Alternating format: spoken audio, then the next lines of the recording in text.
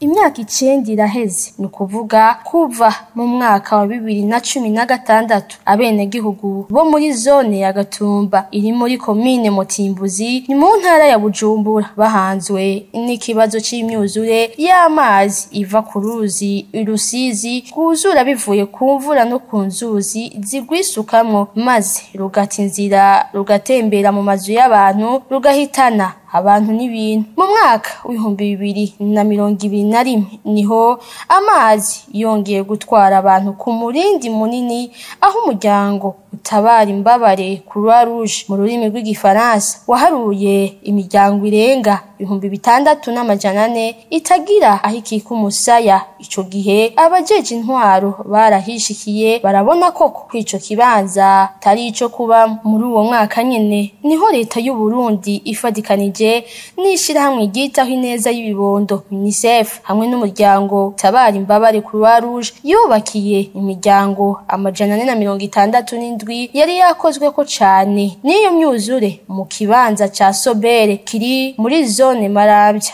muri komine Mutimbuzi. Yamara naho nyene ubuzima ntibwaboroheye kuko bataronka ivyankenerwa vyose nk'ifungurwa, amazi meza n'ibindi. Aho bahavuye bakurwayo basubizwa iyo baje bava mu mwaka w'2023 inyuma y'agahengwe gato. Mu kwezi kwa Ntwarante uyu mwaka haraguye imvura nyinshi cyane yatumye uruzi Rusizi rwongera kuzura ruta inzira rwongera kwihibara ku rugero runini cyane, aho abantu barenga 200 aribo bakozwe ko n'iyo myuzure iheruka kuba.